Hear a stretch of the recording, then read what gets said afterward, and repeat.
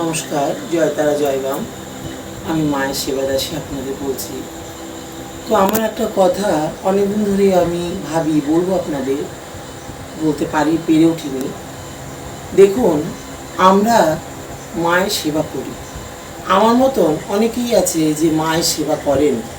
কেউ মন্দিরে গিয়ে করেন, কেউ বাড়িতে করেন, কেউ অন্তরে করেন, যেটা দেখা যায় না। তবে আমার এই মা আজকে এত বছর ধরে, আমার 36 বছর বিয়ে হয়েছে, আমি 35 বছর ধরে মা সাধনা আমি করছি, আর 30 বছর ধরে মার আমি প্রতিষ্ঠিত করেছি। তার আগে আমি প্রতিষ্ঠিত করতে পারিনি। আচ্ছা, যাই হোক, এবার আমি একটা কথা বলি। দেখুন, মা কিন্তু আমার সত্যি স্বপ্নের পরই মা। এবং এই মার মধ্যে যে কি আছে, যারা সামনে থেকে মাকে না দেখবেন তারা বুঝবেন না। আর যাদের কাছে মার ফটো পৌঁছাচ্ছে তারা একটু সামনে এনে দেখবেন মার চোখ দুটো, তুই মা কথা বলে, আর সত্যি কথা বলে। কারণ এর মধ্যে একটি ছেলে খুব অসুস্থ হয়েছিল, আসবে মাকে যে অন্তর থেকে ডাকবে সেই মাকে পাবে।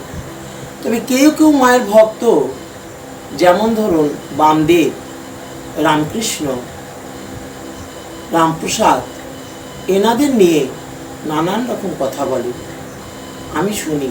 কিন্তু আমি সবাইকে বলবো যে আমরা মায়ের সাধনা করি, মাকে ভালোবাসি, স্বপ্নে মাকে পেয়েছি, এটা অতীব সত্য কথা।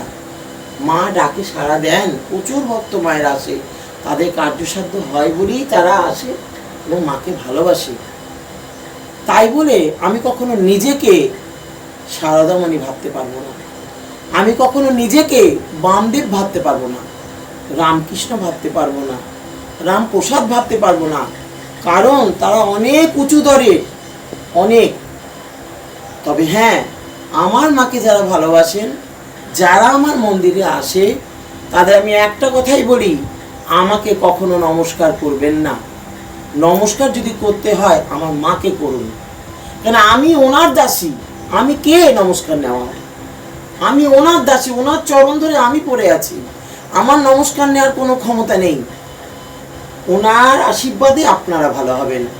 আপনারা বাড়ি থেকেই ওনার নাম করুন, জয় তারা জয় বাম, দেখুন আপনারা উদ্ধার হয়ে যাবেন যে কোনো বিপদ থেকে। যদি নাও আসতে পারেন, আপনারা বাড়ি থেকে যে কোনো একটা ফল হয়নি দিন, পুজোর দিন মায়ের কাছে দিন, যে কোনো মায়ের মন্দিরে দিয়ে বলুন জয় তারা জয় বাম, দেখুন আপনাদের মনের আশা পূর্ণ হয়ে যাবে।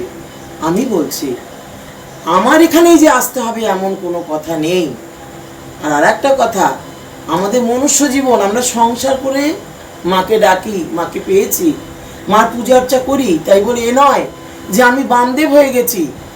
তবে হ্যাঁ, আমি কি, আমি এখন হয়তো জানবো না, আমি যখন এই পৃথিবীতে থাকবো না, মার যারা ভক্ত তারা হয়তো জানে বা জেনেছে বা আমাকে ভালোবাসে বা আমাকে একটা জায়গায় তারা অন্তরে বসিয়েছে। কিন্তু তাই বলে হাতে করে মালা নিয়ে নে আমি মাকে না পড়িয়ে আমি নিজে পড়তে পারি না, কখনো পারি না। কারণ মার পায়ের চরণের ধুলির যোগ্য আমি নই, আমি মার দাসী। এটা আমাকে মাথায় রাখতে হবে যে আমি কে, আমি মার দাসী, বামদেবের দাসী, রামকৃষ্ণর দাসী, রামপ্রসাদের দাসী, আমি এনাদের দাসী। কারণ আমি যে এনাদের সেবা করি। তাই আমি আপনাদের বলছি, যারা নিজেদের ভগবান মনে করবেন তারা ভুল করবেন। ভগবান আছেন, অবশ্যই আছেন, তবে তাদের জায়গায় তাদের থাকতে দিন, নিজেকে ভগবান মনে করবেন না। আপনারা সেবা করুন, তার মাধ্যমে প্রত্যেকের উপকার করুন, এটাই বিরাট পাওয়া আপনার কাছে, আমার কাছে, আমি মনে করি। কিন্তু নিজেকে ভগবান মনে করবেন না, কারণ এই যে ভগবান, এনারা যদি পারেন সব পারেন, আমাদের সেই ক্ষমতা এখনো হয়নি, আমরা এতটা এগিয়ে যেতে পারিনি। তবে জানি না ভবিষ্যতে কতদূর পারবো। তাই সবাইকে বলছি, সারা পৃথিবী ঘুরে ছল্লি বল্লিতে ভরে গেছে, মা বোন ভাই বাবা কাকা মামা সবাইকে বলছি, অযথা কোথাও গিয়ে পয়সা দিয়ে অযথা নিজের মনকে ছোট করবেন না। আপনি ঘরে বসে ঠাকুরকে ডাকুন, মন্দিরে গিয়ে পুজো দিন, ওতেই হবে। এত এত কারি জিনিস নিয়ে ঠাকুরকে দিলেই যে আপনি ঠাকুরকে পাবেন তা নয়। ঠাকুর আমাদের কাছে চাইনি, ওনারা দেন তাই আমরা বেঁচে আছি, ওনারা দেন তাই আমরা খাচ্ছি। আমরা কে ওনাদের দেবার? ওনারাই তো আমাদের দিচ্ছেন। তাহলে আমি কেন হাত ভরে আপনাদের কাছে চাইবো যে আমাকে দাও? না, আমার মন্দিরে আসতে হলে 16 আনাও লাগবে না। আপনারা আসবেন, তাতেই আমি কৃতজ্ঞ, তাতেই আমার শান্তি যে আমি আপনাদের কাছে 16 আনাও চাই না।